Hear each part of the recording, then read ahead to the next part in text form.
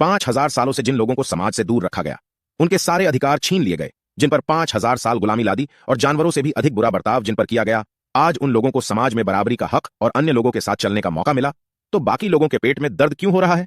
नमस्कार दोस्तों, आज भारत देश में अन्य समुदाय वाले आरक्षण का विरोध क्यों कर रहे हैं? 5,000 साल ऐस देश पे ब्राह्मणों ने राज्य किया, वर्ण बनाकर लोगों को उच्च नीच बना दिया। आप सभी ये जानते होंगे कि इस देश में 4 वर्ण थे, शूद्र को ही इस ऊपर के 3 ही वर्णों ने बहुत सताया है।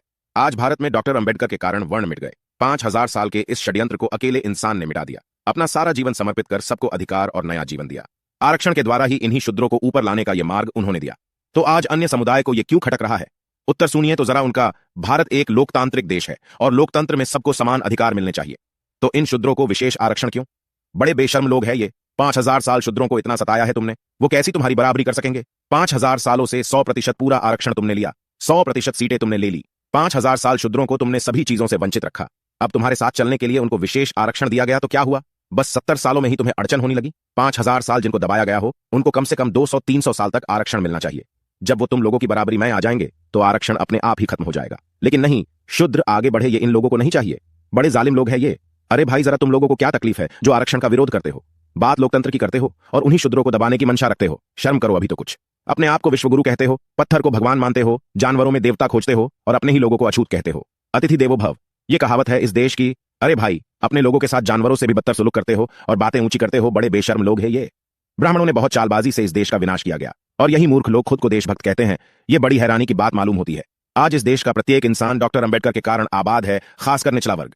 इस देश के ओबीसी और अन्य आरक्षणधारी खुद को अब हिंदू बता रहे हैं। अरे मूर्खो, अगर डॉक्टर अंबेडकर ना होते तो पानी के लिए तरसते तुम लोग, और आज उन्हीं का विरोध करते हो। इस देश का संविधान इस देश की किस्मत है और आज कुछ लोगों को ये इसलिए नहीं चाहिए क्योंकि शूद्र उनकी बराबरी कर रहे हैं। ये बात इनको पच नहीं रही है। यही कारण है और कोई कारण नहीं है। सबसे बड़ा कारण है कि संविधान डॉक्टर अंबेडकर ने लिखा है, इसलिए संविधान नहीं चाहिए इन लोगों को।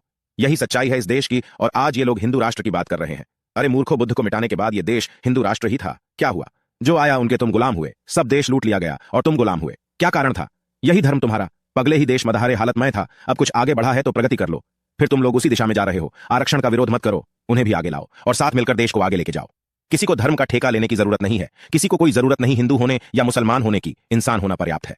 अतीत में इस देश ने सिर्फ गलतियां की है, बजाय उनसे कुछ सीख लेने के ये देश गलतियां करता ही गया और लूट गया। वर्ण बनाकर ये देश बर्बाद हो गया। दूसरा कोई कारण नहीं, क्योंकि इस देश की 60% संख्या शूद्रों की थी, कुछ प्रतिशत वैश्य, ब्राह्मण और कुछ क्षत्रिय। इस देश में जब भी आक्रमण हुए तभी बाकी वर्णों को कुछ लेना देना नहीं था। अकेला क्षत्रिय क्या करता? यही कारण है ये देश गुलाम होता रहा। 60% संख्या होते हुए भी शूद्र को क्या लेना देना था? वो ठहरा गुलाम। ऊपर के 3 ही वर्णों का गुलाम शूद्र था।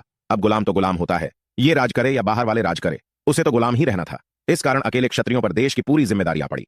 वैश्य तो वैश्य रहे, उनको कुछ लेना देना नहीं था देश से। ये तो देश के शस्त्र सामग्री में भी मुनाफा ढूंढते थे और ब्राह्मण अपनी झोली भरने में व्यस्त था। यही कारण था देश बार बार गुलाम हुआ। आज वो 60% लोग जाग उठे हैं। इतने सालों की पीड़ा से उनका मन गुलाम रहा है। अब तो उन्हें जीने दो, बहुत लूटा है तुमने उनको, अब तो उन्हें सुकून की रोटी खाने दो। कैसे लोग हैं ये जो आज भी उनको सता रहे हैं? अरे भाई, पूरा इतिहास देख लो जरा, उनका दर्द देखो जरा, फिर विरोध करो। क्यों उन लोगों को जीने के लिए आरक्षण दिया गया, ये भी सोचो जरा, बाद में विरोध करो। तुम आरक्षण मिटाना चाहते हो, पर यह तब तक नहीं मिटेगा जब तक निचला वर्ग ऊपर नहीं आ जाता। इस इंसान ने आरक्षण दिया है, तब उसके सामने पूरा देश खड़ा था।